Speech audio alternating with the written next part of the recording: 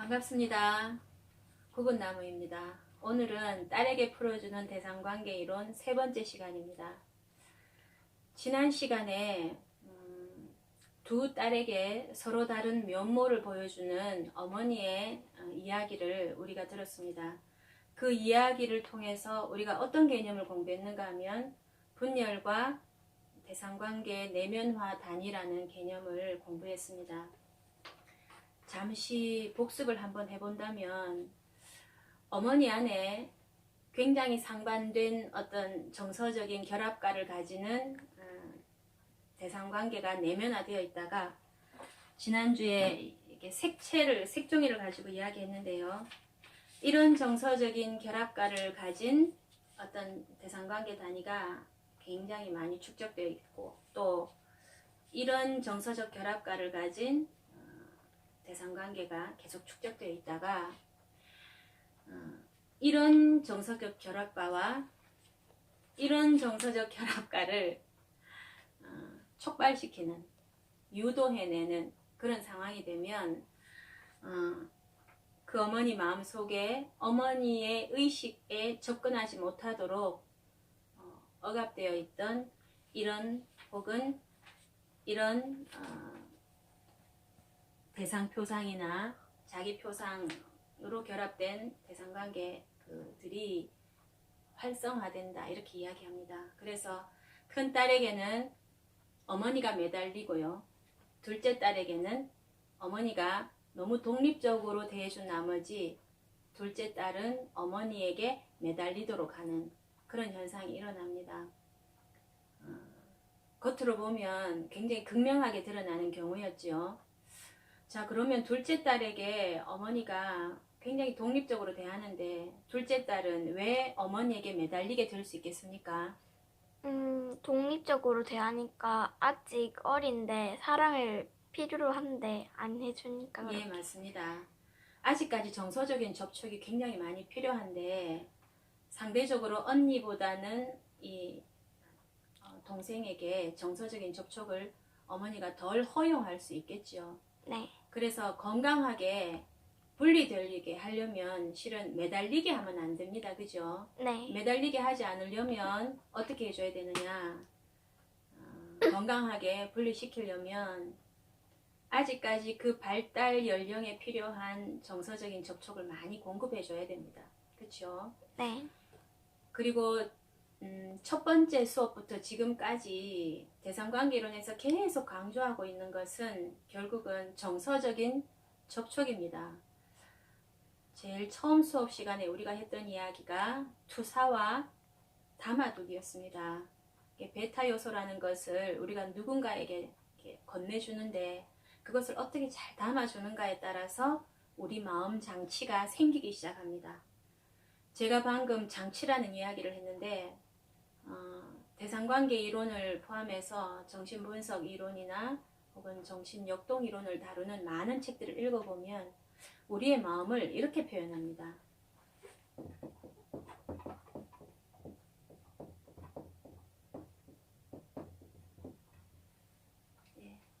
마음을 하나의 장치로 표현합니다. 자, 그럼 이 장치가 어떻게 생기느냐 하면 대상과의 정서적인 접촉을 통해서 생깁니다. 여기서는 제대로 잘 접촉해주는 어머니를 잘 담아주는 어머니다 이렇게 이야기하는데 이것을 좀 더 다른 말로 표현을 하면 거울 되어주기 이렇게 표현할 수 있겠고요. 미러링이라고 이야기합니다. 이 미러링이라는 개념을 번역한 말들은 굉장히 다양하게 많습니다만 우리 이 수업 시간에는 제가 이렇게 표현하겠습니다. 거울 되어주기. 루시아, 거울에 비춰보면 거울 안에 또 누가 있습니까? 자기 자신. 예, 똑같은 내가 있죠. 그래서 내가 손을 올리면 똑같이 손을 올려줍니다. 우리가 정서적으로 잘 접촉해 준다는 말은 대상이 아기가 하는 몸짓을 그대로 반복하듯이 따라해 주는 것은 요런 행동에 속하게 되겠죠. 그 다음에 중요한 것이 공감적인 반응이라고 이야기합니다. 영어로 쓰면 empathic responsiveness 이렇게 우리가 이야기할 수 있어요.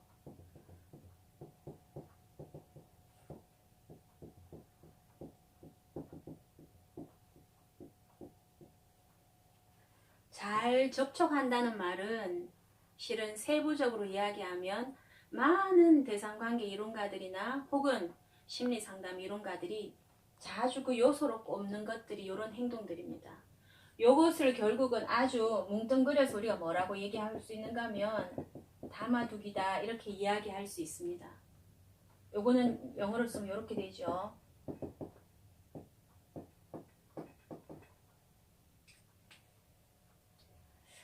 이렇게 이런 방식으로 정서적인 접촉을 해줄 수 있을 때 우리 자녀들은 어머니나 아버지로부터 아주 건강하게 분리되어 나갈 수 있습니다. 근데 이것을 해주지 않으니까 둘째 딸 같은 경우는 어머니나 아버지로부터 더 많은 사랑을 갈구하게 되고 더 많은 사랑을 갈구하게 됨으로써 건강하게 분리되어 나가는데 어려움을 겪을 수 있다는 것입니다. 루시아는 좀 이해가 됩니까? 네. 예. 자, 그런데 이런 분리되어 있다가 따로 떼어져서 보관되어 있다가 서로 다른 사람에게 투사되는 이런 분열 현상은 분열 현상 혼자 작동하지 않는 경우가 많습니다. 아까 마음을 뭐라고 얘기한다고요?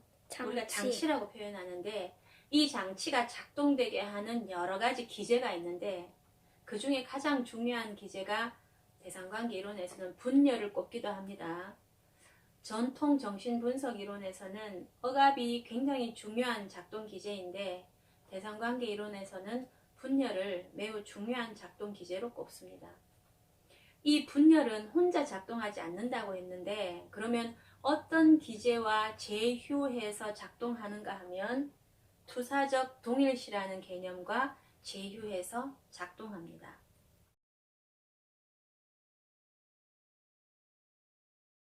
예, 좀 전에 분열 기제는 혼자 작동하지 않고 투사적 동일시라는 기제와 제휴해서 작동한다라는 말씀을 드렸습니다.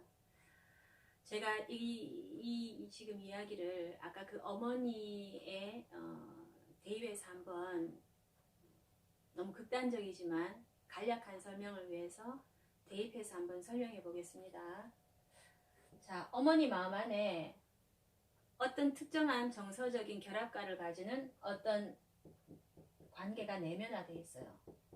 오랫동안 축적되어 있었습니다. 자, 이것이 큰딸,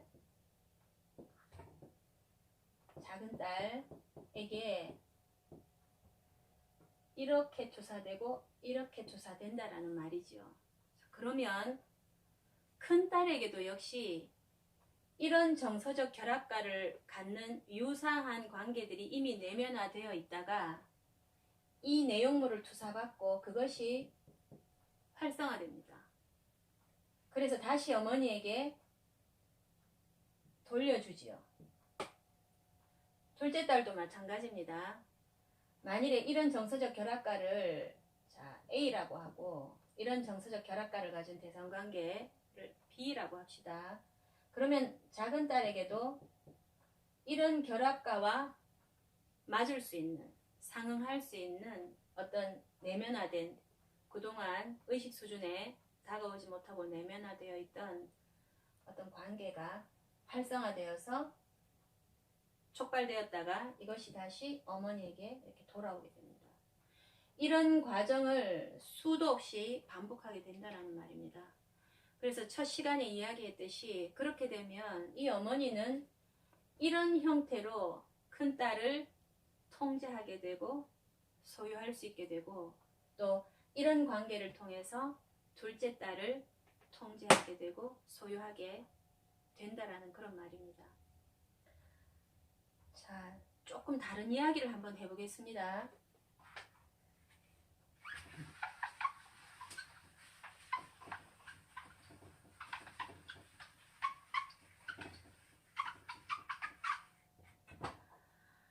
어떤 아버님이 계십니다.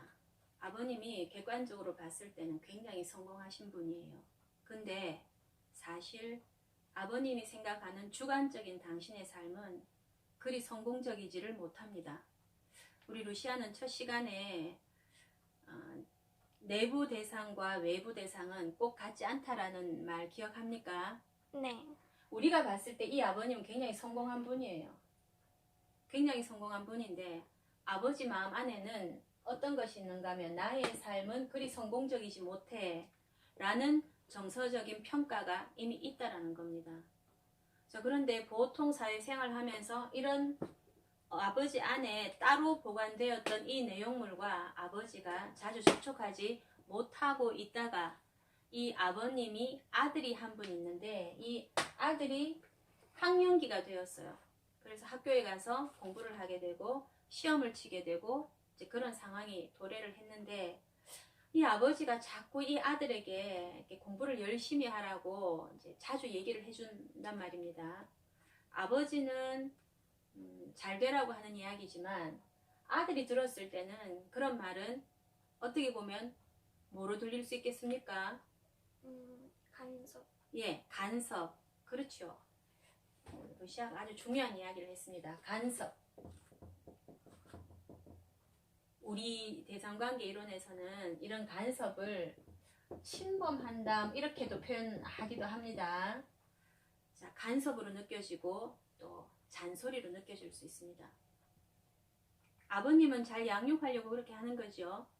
자, 그러면 실은 아버지는 열심히 공부해라. 세상은 이런 곳이란다. 지금 열심히 공부해 두지 않으면 나중에 이런 식으로 기회가 박탈될 수 있단다라고 이야기를 해주는 건데 실은 아버지는 뭐를 해준다고 생각하는가 하면 조언해준다고 생각해요. 그렇죠? 네. 그런데 실은 아들 입장에서는 어드바이스를 받는 것이 아니고 아버지 안에 아버지도 잘 접촉하지 못한 채 내면화되어 있던 아버지 삶에 대한 불쾌한 정서 혹은 아버지 삶에 대한 정서적인 평가, 부정적인 겁니다. 이 조언에다가 이 부정적인 정서를 부착시켜서 아들에게 보내는 겁니다. 그러니까 아들이 듣는 건 조언보다는 무엇이 아들에게 크게 느껴지겠습니까? 이런 불쾌한 정서가 크게 느껴진다라는 겁니다. 이렇게 투사했지요, 그죠? 네. 아버지 안에 분열시켜 두었던 어떤 특정한 내용물 A를 아들에게 투사합니다. 투사하니까 아들 안에서도 이와 유사한 정서적인 결합가를 가지는 그런 내면화된 관계가 누적되어 있다가 자극받죠. 활성화됩니다. 그래서 이것을 다시 누구에게 돌려줍니까? 아버지에게 돌려줍니다. 근데 어떤 방식으로 돌려주는가 하면 부정적인 정서 결합가를 가진 관계를 투사하니까 아들 역시 여기에 상응하는, 그러니까 즐거운 감정이겠습니까? 부정적인 감정이겠습니까? 부정적인. 예, 불편한 감정입니다. 이것을 돌려주니까, 이것을 아버지한테 돌려주니까 아버지한테 대놓고 저항하거나 반항하지는 못하고 아주 수동 공격적인 반응을 보일 수가 있습니다. 예를 들면 어떤 수동 공격적인 반응이 있을 수가 있겠습니까? 아버지 말을 잘 듣지 않는다거나 잘 대답하지 않는다거나 아니면 아버지 앞에서는 예 그렇게 할게요. 요 시간에는 요걸 공부하고 요 시간에는 요런 활동을 할게요. 대답해놓고 예예 해놓고 그대로 하지 않는 이런 수동 공격적인 반응을 보내게 된다라는 거죠. 그러면 이거를 받은 아버지는 어떻겠습니까? 기분이 좋겠습니까? 아니요. 안 좋아요, 아버지도. 그러니까 아버지가 또 어떻게 생각하겠어요? 내 말을 안 듣는구나. 혹은 아버지 안에 부인에 대한 안 좋은 감정이 있다면 누구 닮아서 그렇다라고 생각하겠습니까? 엄마 닮아서 그렇구나. 응? 이렇게 생각하면서 아들에게 다시 불편한 신호를 다시 보내겠죠. 그래서 이런 불편한 순환, 그러니까 이 아버지 안에 아버지가 모르고 분열시켜둔 어떤 내용물, 정서적 결합가를 가지는 그런 내용물을 보내니까 아들한테서도 그와 유사한 결합가를 가진 어떤 내용물, 대상관계가 활성화되어서 아버지한테로 다시 가고 이런 순환이 끝도 없이 반복될 수 있다는 겁니다. 이런 것을 우리는 투사적 동일시의 순환 이렇게 이야기합니다. 이것도 제가 쓰는 표현이 아니고 멜라니 클라인이라는 학자가 그렇게 말을 했습니다. 지금 제가 드는 이런 예는 굉장히 건강하지 못한 예지만 제일 첫 시간에 베타 요소를 투사하고 누군가 그 투사받은 베타 요소를 담아준다라고 했을 때의 그런 순환도 같은 계열의 순환인데 이런 투사적 동일시의 순환은 병리적인 방어 기제라고 볼 수도 있겠지만 실은 우리 일상생활에서 매일매일 순간순간 끝없이 일어나고 있는 현상입니다. 그래서 멜라니 클라인이라는 학자는 이것을 어디에 비유했는가 하면 우리가 숨을 들이쉬고 내쉬는 과정에 비유할 정도로 이런 과정은 흔히 일어나는 하나의 의사소통 과정이라고 볼 수 있겠습니다. 그리고 이런 분열과 투사와 투사적 동일시의 순환을 통해서 루시아 아까 그 엄마가 마음을 무엇에 비유했습니까? 장치. 예, 그 장치가 서서히 만들어집니다. 그것을 우리 이론에서는 조직화된다 이렇게 이야기합니다. 그 장치가 만들어졌다가 이런 정서적인 접촉들을 통해서 본격적으로 방금 제가 이야기한 이런 분열이나 투사적 동일시나 담아두기나 이런 기제들을 통해서 마음이라는 장치가 작동하게 된다는 것입니다. 그래서 오늘 제가 굉장히 강조하고 싶은 것은 이런 두 가지 기제가 어떻게 제휴해서 작동하는가를 우리가 우리 삶에서 일상생활 안에서 유심히 들여다볼 필요가 있습니다. 자, 그러면 이런 투사적 동일시의 순환의 고리는 이렇게 건강하지 못한 고리는 끊어버리는 게 좋겠지요. 네. 자, 그럼 누가 먼저 끊어버리는 게 좋겠습니까? 아버지. 예, 맞습니다. 아버지가 내가 이렇게 계속 아들에게 뭔가를 얘기하고 있는데 아들은 나에게 고마워하거나 내 말에 순응하지 않고 이렇게 수동 공격적으로 나에게 반항하거나 저항하고 있다라는 것을 일단 알아채야 되고, 그리고 알아챘다면 내가 이렇게 계속해서 아들에게 보내는 이 메시지, 이런 투사는 결국은 내 마음 안에 따로 보관되어 있는 나 자신의 삶에 대한 정서적 평가와 관련되어 있구나 라는 것을 자각하면 좋겠지요.